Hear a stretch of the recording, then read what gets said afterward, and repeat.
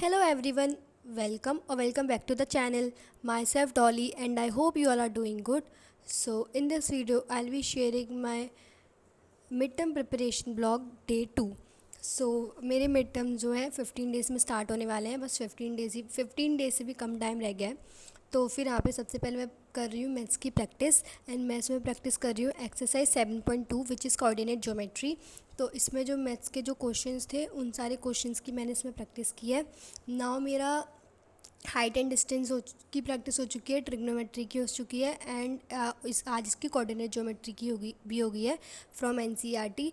और मैं एग्ज़ाम के लिए तो जहाँ तक है एनसीईआरटी प्रेफर करूँगी, क्योंकि 9th में मैंने ना एनसीईआरटी से प्रैक्टिस नहीं करी थी. बाकी सारे जो आरएस वगैरह थे उनसे करी थी एंड जो पेपर था मोस्टली एनसीईआरटी से ही था. ओके, सो मैथ्स को प्रैक्टिस करने के बाद फिर मैंने किया अपना ब्रेकफास्ट. एंड तो ब्रेकफास्ट में था पोहा एंड चाय. तो उसको करने के बाद फिर अब मैं करने के लिए बैठी nationalism in India which is history का चैप्टर नंबर 2, जिसका मेरा रिवीजन रह गया है. जितना हिस्ट्री में सिलेबस आ रहा है उसका. नाउ मैं दोबारा बताती हूँ कि मेरा क्या क्या आ रहा है हिस्ट्री में. Chapter number 1 which is nationalism in Europe, nationalism in India and the making of a global world. तो मेरा chapter number 1st and 3rd का रिवीजन हो चुका है. 2nd का बचा हुआ था, तो आज मैं हिस्ट्री का रिवीजन कर रही हूँ, नेशनलिज्म इन इंडिया.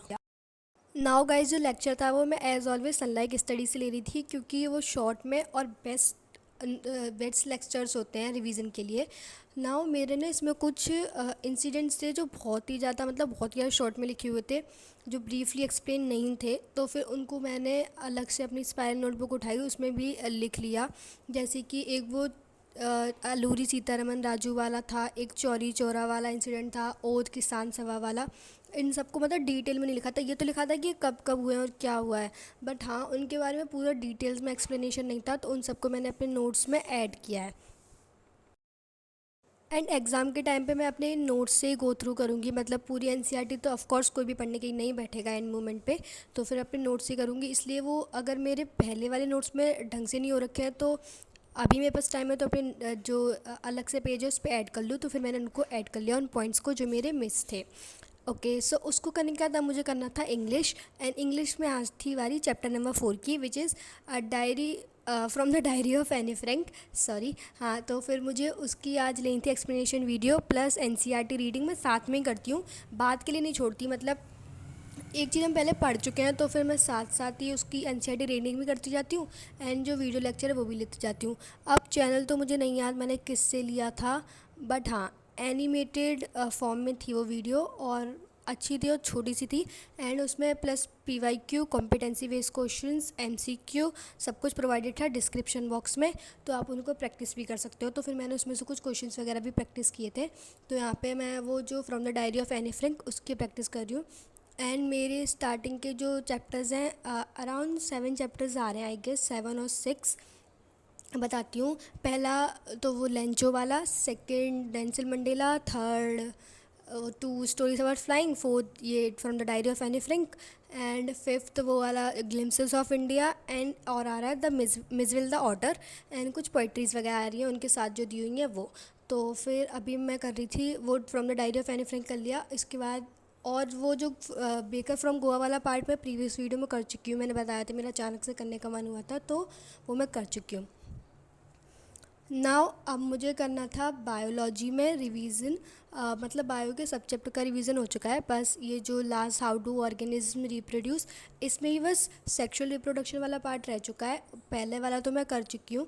तो फिर अब मुझे करना था उसका रिवीजन. तो सबसे पहले मैं सनलाइक स्टडी से लेक्चर ले रही हूँ. एंड इसमें भी कुछ जो कुछ पॉइंट्स वगैरह थे जो मैं ऐड कर सकती थी, मतलब जिनको अगर मैं एग्ज़ाम में लिखी हूँ तो ज़्यादा अच्छा रहेगा. तो उनको भी मैंने अपने पॉइंट्स में नोट्स में उनको ऐड कर लिया. एंड उसका जो लेक्चर वीडियो था वो एज़ ऑलवेज सनलाइक स्टडी से ही ले रही थी. तो फिर उस चैप्टर को यहाँ पर मैंने उसका बायो का रिवीजन किया. नाउ मेरा जो साइंस का रिवीजन है कंप्लीट हो चुका है एग्ज़ाम के लिए. और जो बस केमिस्ट्री की एक चैप्टर की मेरी एक्टिविटीज़ रह रही हैं जो कि बहुत दिनों से रह रही हैं वो, बट आई गेस उसको मैं कल कंप्लीट कर लूँगी. अब ज़्यादा दिन तो पेंडिंग नहीं छोड़ सकती, बट हाँ. और फिर कुछ डायग्राम्स वगैरह मुझे बायो के प्रैक्टिस करने हैं क्योंकि मेरी ड्राइंग इतनी अच्छी है नहीं, बट हाँ लेबलिंग मेन है, लेबलिंग आनी चाहिए. डायग्राम का तो वैसे भी कोई कुछ नहीं करता. तो हाँ, तो फिर मैं उन डायग्राम्स की प्रैक्टिस करूँगी उसके बाद। एंड जो कुछ मेन डायग्राम वगैरह हैं वो मैं सर्च करूँगी, मतलब प्रीवियस ईयर में सबसे ज़्यादा कौन से आए हैं। देन उसको करने के बाद फिर मैंने पी थी चाय, क्योंकि मुझे फ़ीवर एंड कोल्ड दोनों ही हो रखा है। एंड कोल्ड तो भाई साहब कुछ ज़्यादा ही कर रहा वाला। तो फिर मैंने चाय पी थी जो कि मम्मी ने बनाई थी, बहुत ही ज़्यादा अच्छी थी, कड़क वाली। तो फिर मेरे को अच्छा लगा पी के। देन उसके बाद अब मुझे करना था ईमेल लेखन। तो ईमेल लेखन क्या मतलब, मुझे फॉर्मेट देखना था एंड उसके कुछ एग्जांपल वगैरह देख लेते। ऑफ कोर्स लिखने की तो प्रैक्टिस मैं आज नहीं कर रही हूँ, क्योंकि ऑल दो 9th में था ईमेल लेखन हमारे सिलेबस में, बट फिर भी कुछ चेंजेस वगैरह अगर हों तो फिर उन्होंने इसमें बताया था कि कार्बन कॉपी और जो बीसीसी थी, क्या था उसको, हाँ, ब्लाइंड कार्बन कॉपी, उसको आपको बोर्ड में लिखने की ज़रूरत नहीं है, ऐसा उन्होंने बोला था। बट हाँ 9th में तो लिखा था, बट हाँ उसको मैं कंफर्म करूँगी। बट उन्होंने बोला तो कुछ एक्सपीरियंस ही बताया होगा।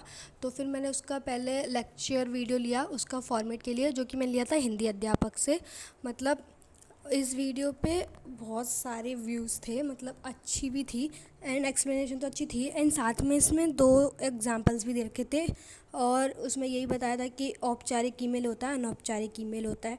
एंड यही बताया था कि आप औपचारिक में क्या लिखोगे एंड अनौपचारिक में क्या लिखोगे, मतलब डिटेल में एक्सप्लेनेशन थी पूरी ना। उसके बाद अब मुझे करना था मेरा लेमिनल का वर्क जो पेंडिंग था वो कंप्लीट करना था, क्योंकि कल करेक्शन कराना था ना। हमारा जो केमिस्ट्री और बायोलॉजिकल लैब का पीरियड होता है वो 2 डेज़ होता है, which is Friday and Saturday को। तो फिर मुझे लेमिनल का वर्क करना था। तो सबसे पहले तो मैंने केमिस्ट्री का लेमिनल का वर्क किया। वो वाला पार्ट मैंने रिकॉर्ड नहीं किया है, क्योंकि वो एक्टिविटी जो है, जब मैंने अपनी चैप्टर 2 की एक्टिविटी परफॉर्म की थी ना, तो उसमें भी बुक में भी मार्क करी थी। तो फिर मैंने सोचा क्यों ही रिकॉर्ड करूँ। एंड देन उसके बाद यहाँ पे अभी मैं कर रही हूँ बायोलॉजी की लैमिनल का वर्क। तो इसमें वो एक्टिविटी है ना, we axle CO2 during respiration, वो वाली एक्टिविटी करनी थी। बायो की चैप्टर 1 से थी, रेस्पिरेशन वाले पार्ट से। तो उसकी वही ऑब्जर्वेशन, मटेरियल रिक्वायर्ड वगैरह वो सब कुछ लिखना था। तो मैम ने उसका लाइव एक्सपेरिमेंट करके दिखाया था, तो वही मुझे इसमें लिखनी थी। क्योंकि जितनी भी मतलब जितनी भी एक्टिविटी मैम कराती हैं वो सब लिख के करेक्शन कराना होता है। तो फिर मैं उसको भी वहीं उसी को लिख रही थी। सो yes guys, that's it for the today's video. I hope you all have enjoyed the video, and if you did, then please don't forget to like, share, comment and subscribe to the channel. Thank you so much for watching. Take care. Tata.